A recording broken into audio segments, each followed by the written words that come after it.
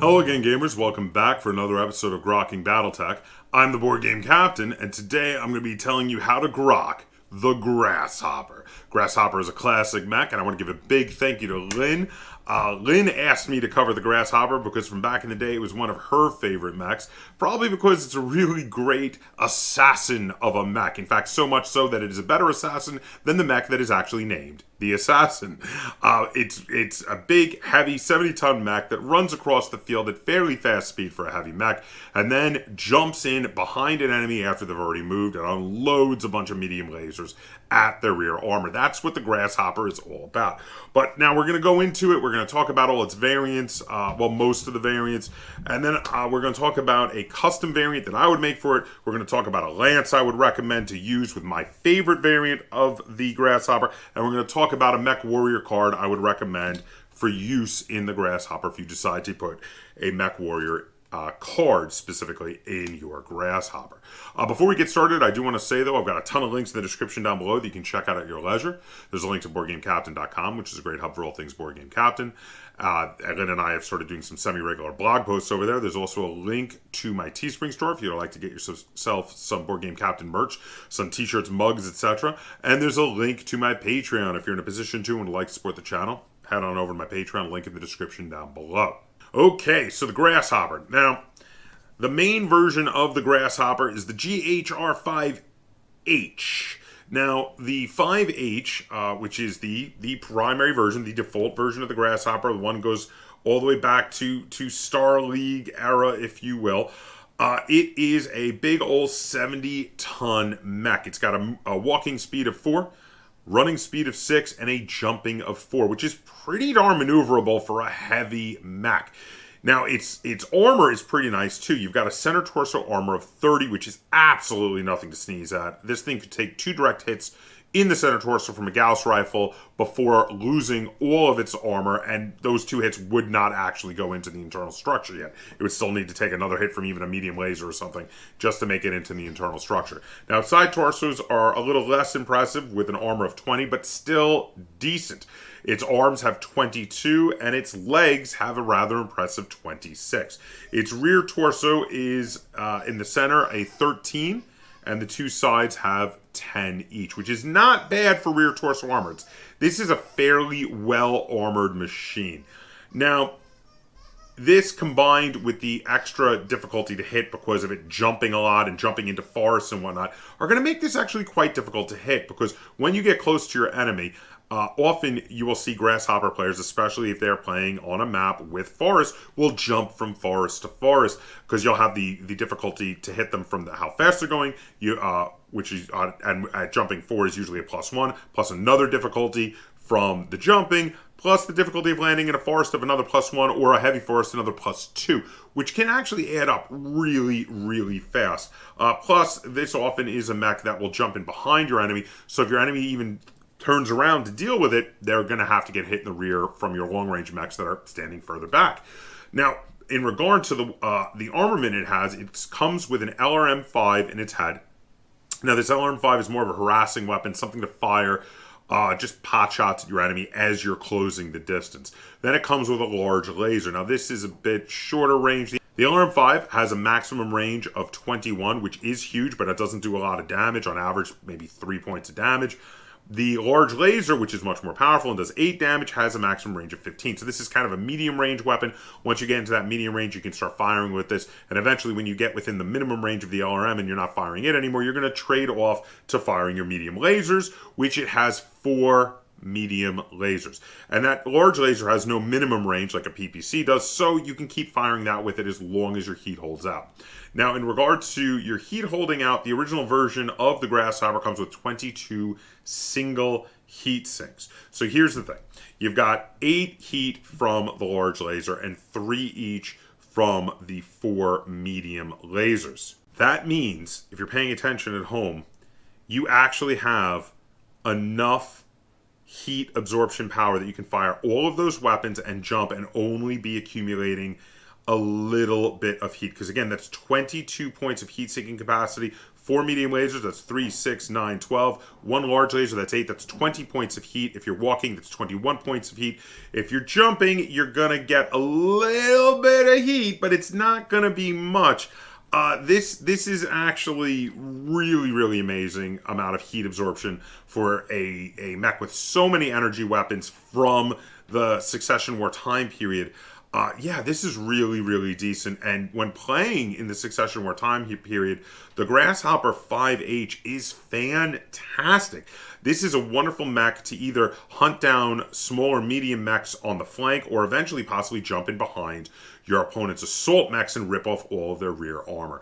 Because in addition to firing all these weapons, you also have the ability to kick the mech and possibly knock it down.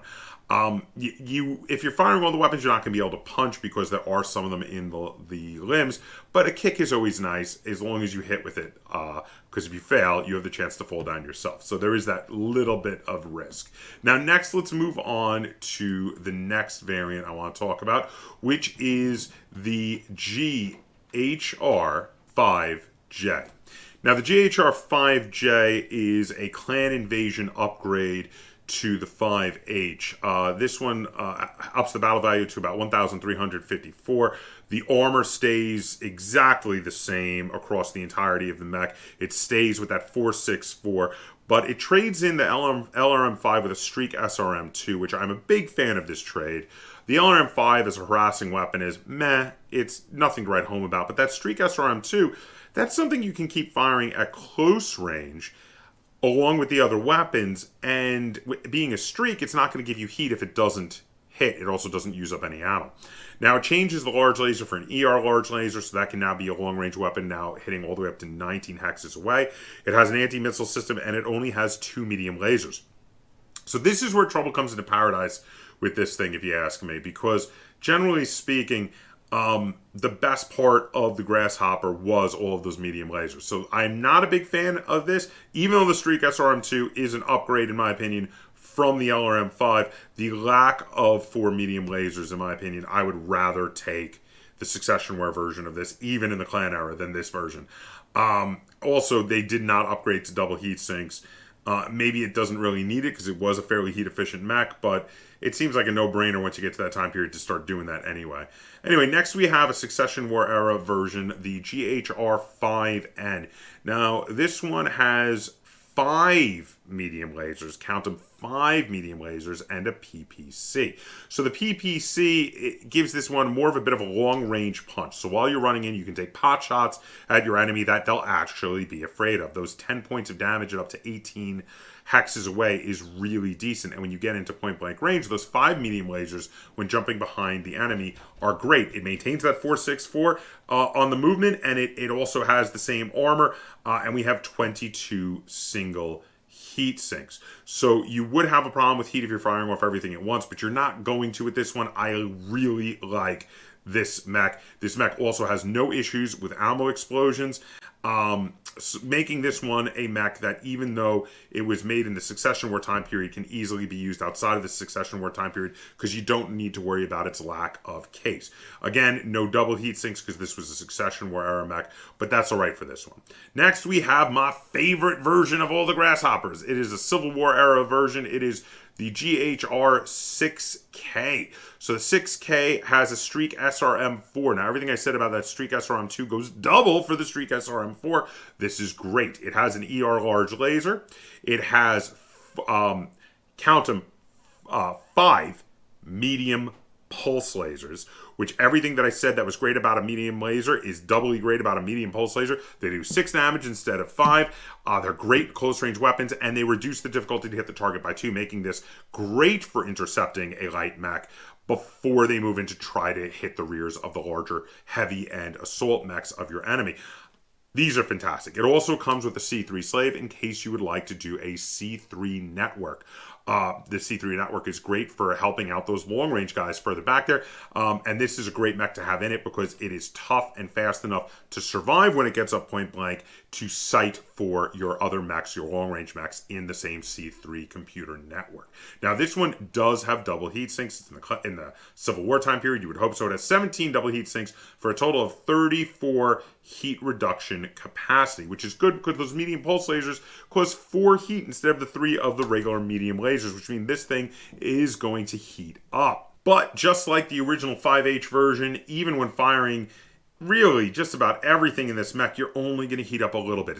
It's not quite as heat efficient as the 5H, but it's close, and it has a lot more firepower.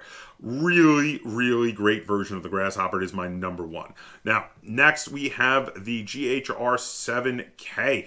The 7K is a Jihad era version that comes with an ER medium laser, a Guardian ECM suite for a little of that defense against situational enemies. Sometimes that can be great. Sometimes your enemy's not using C3 networks or tag or other type equipment that the Guardian ECM suite messes with. It's going to be a waste of battle value, but it can situationally be really good. It's got a snub-nosed PPC in the right torso. It's also got a C3 slave computer in its left torso. It's got another snub-nosed PPC in the left torso, and it has 2 light PPCs, 1 on each arm. This is a really good version also. I don't generally play Jihad era, but if I did, this is one I would play. It's a little expensive at 1806 in the battle value. It's got 32 points of heat sinking capacity because of its 16 double heat sinks, and its armor is basically unchanged from the original version. But yet, this one is a really, really cool version, and again, if I did play Jihad era, I would play it. Next, I want to talk about the GRRC. This is back to being a clan invasion variant of the Grasshopper. Has a Streak SRM-2, an ER large laser, an anti-missile system, a C3 slave, and 2 medium lasers. So I have the same problem with this version that I had with the previous version. The lack of firepower for point-blank range. Only 2 medium lasers is not enough. This is one I avoid. I don't like the GHR-C. Not a fan of this variant. Next, I want to talk about a custom version because it is a very cool custom version. It is a custom version of the 7K, and it is the Gravedigger. This thing has 2 medium pulse lasers in the center torso, 1 snub-nosed PPC in the right torso, 1 snub-nosed PPC in the left torso, and a light PPC in each arm, along with a Guardian ECM suite in the left torso. And it comes with a total of 28 heat sinking capacity with its 14 double heat sinks. The only problem with this is it doesn't have enough heat sinking capacity, but it also, and this is a really important thing, it does have triple strength myomer, so as it heats up, it is going to get faster and can wind up with a running speed of 8, which is crazy. That's really fast. That could be really awesome. So you do have to really watch the heat with that version, but yeah, otherwise it is a really good version. Now there are even more versions. There are other later versions. There's the 8K, and there's even more custom versions like the Ghost Hunter and the Grasshopper Reynolds. There's a ton of them, but generally speaking, they all, as you can see, they follow a fairly similar formula. They're fast for a heavy mech, well armored, and armed with a lot of smaller weapons that do 5 to 10 damage, mainly for being able to run in and jump, either intercept light mechs when they have a lot of pulse weapons, or jump behind an enemy larger mechs to rip off all that rear armor. And that's what the Grasshopper is all about. So next I want to talk about a custom variant I would make. So my custom variant is to my favorite version, which was the 6K. This is the GHR 6K KIWF. That's right, it is another mech from my own personal mech design firm, KIWF, named after the first letter of the last names of each of the 4 founders of this mech design firm, but affectionately nicknamed Kill It With Fire by their fans.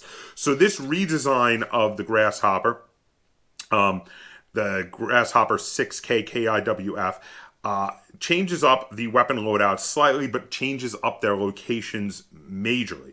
So we have 3 medium pulse lasers in the right torso, 2 medium pulse lasers in the left torso, the C3 slave unit in the left torso, in case you'd like to do a C3 slave network with it. Also, it has the large pulse laser in the center torso, a medium pulse laser in the head, and an ER small laser in the right arm. So now, in the case of this mech, you have the large pulse laser, and you have, count them, 6 medium pulse lasers, and an ER small laser. And the only weapon in the arms is the ER small laser in the right arm. Everything else is out of the arms. And the reason for this is I want to be able to punch with a Grasshopper. I think this Grasshopper would be great because you could run in, you could jump behind an enemy. Just don't fire with the ER small laser. So after firing all those pulse lasers, you can then 1-2 punch, and each of those punches has a 1/6 chance of hitting the mech in the head. The combination of the 2 punches and all of those pulse weapons will really tear up that rear armor. And of course, again, the possibility of hitting the mech in the head for 7 damage with each of those punches could be really devastating. Plus, of course, every time you hit a mech in the head, you injure the pilot. And the more you injure the pilot, the better chance you have of taking out the mech in an alternate method. There is, the other way of knocking the pilot unconscious. So, yeah, that is really, really awesome. And that's why I really like my custom version of the Grasshopper. So again, we got also I threw in an endo steel. I forgot to mention this endo steel on this one to reduce the weight to be able to get all of those in there. But otherwise, it's pretty much the same as the 6K. Just a big thing is to up the amount of those medium pulse lasers and also to take them out of the hands. It's really what it's all about.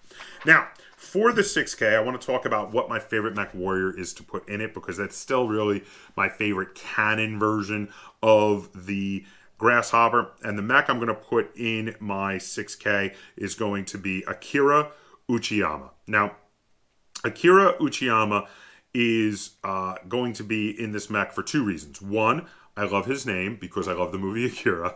And 2, because he's pretty great for a 2-cost mech warrior. This is one of those cases where your opponent is like, okay, we'll do the mech warrior cards, but we're only going to do cheap ones. Let's just do 2-point ones. And this is a great one to do in those cases. And the reason is he gets Jumping Jack. So Jumping Jack says that the to hit modifier goes from a +3 to a +1 when jumping. So now you're even better at hitting your target when jumping. But his stats don't go up at all. There are 4 gunnery and a 5 piloting, which are the default stats of a mech warrior, which means that while your opponent's mech warrior may, if they don't pick one mech warrior that has a 4-5 in its stats, may let you improve the stats of one of your other mech warriors, yours do not allow your opponent to improve the stats of one of your mech warriors. So that is a cool strategic mech warrior to take to put in the Grasshopper. And you know what? The Jumping Jack ability is fantastic and really useful for what this mech is great at. So, okay, so now my Lance, of course, is going to be made using my favorite version, the 6K, the GRRC 6K. And of course, with this Lance, I am recommending Akira Uchiyama. So let's talk about it. The Lance I am going to be using is made to be a heavy cavalry lance. So for the heavy cavalry lance, the requirements are: all units in the lance must have a minimum ground, walk, or cruise speed of 4. At least 3 units in this formation must be 60 tons or greater, and none may be of a smaller weight class than medium. At least 1 unit in this formation must have a weapon that can do at least 5 damage at a range of 18 hexes or more. At least 2 units in this formation must possess the striker or skirmisher unit roles. And then you gain the ability of Speed Demon to give to 3 of your mechs in this lance. Now, the Speed Demon ability allows those mechs to move with 1 extra movement point, but only in a turn where they're not going to fire. So for units like the Grasshopper, running at 7 hexes is great. 1, it could help you close the distance even faster, but also sometimes that 1 extra point of movement can be just enough to get your mech into a heavy forest to help protect it from some incoming fire from your opponent's mechs, to really increase the difficulty to hit it before it's able to close the distance. In those games where that 1 extra point of movement would have been enough to save your mech, you will miss having this ability, even though it doesn't sound as flashy as some of the other Lance abilities. So again, we have the Grasshopper GRRC for this Lance at 1,597 battle value. Now, this is going to be a 6,000 battle value Lance that is set up to be a Civil War era Lance because the 6K is a Civil War era mech. So next, to back him up to help with the requirements of having 3 of the mech mechs be 60 tons or greater.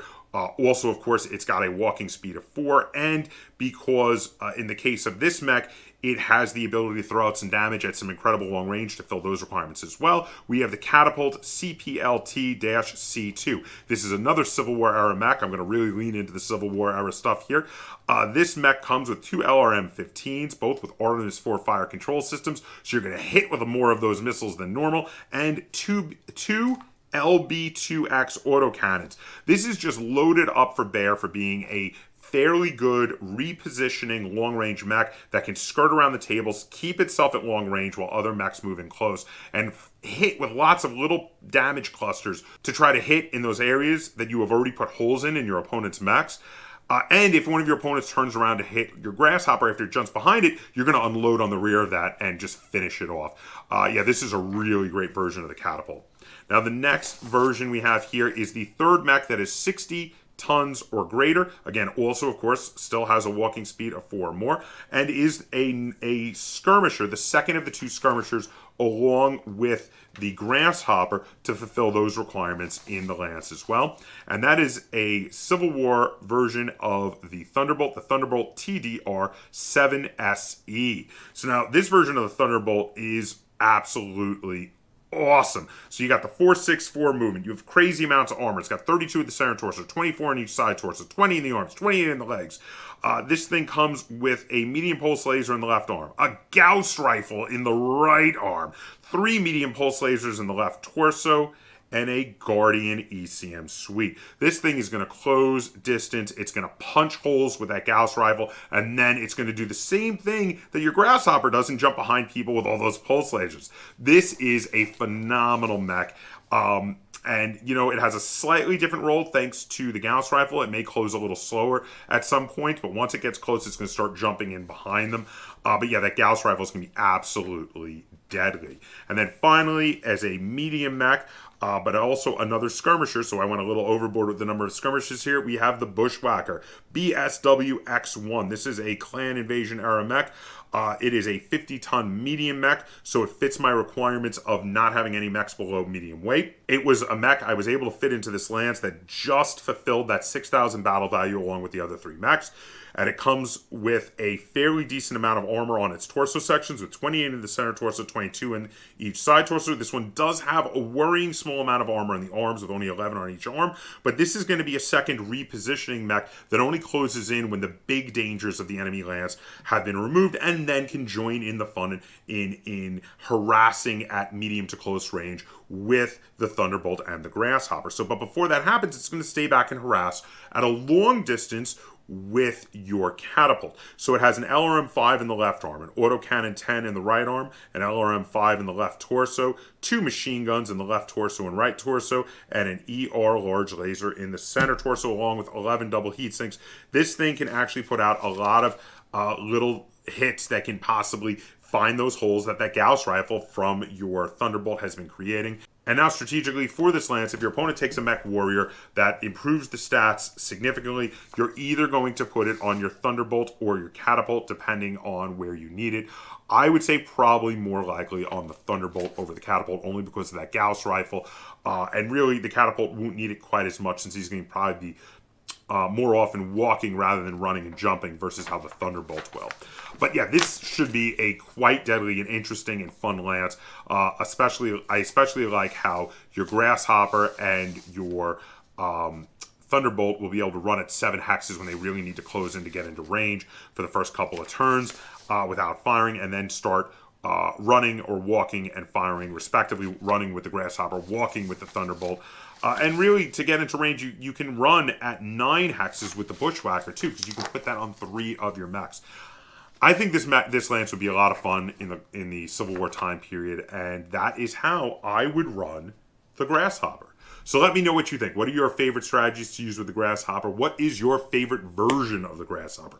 What is your favorite way to customize the Grasshopper? Let me know in the comments down below. Also, let me know down below what mech I should cover next in my series of Grokking Battletech. I am trying to get through all of the mechs that were introduced either in the Succession War or the Clan Invasion time period, so that also by default includes all of the Star League era mechs as well. So try to suggest some of those that I haven't covered yet. But let me know which ones you'd like to see me cover. If you enjoyed this episode of Grokking Battletech, be sure to give it a like, share it on all forms of social media, and if you haven't already, please subscribe to the board game Kaptain. That's Kaptain spelled with a K on YouTube. And until next time, game on.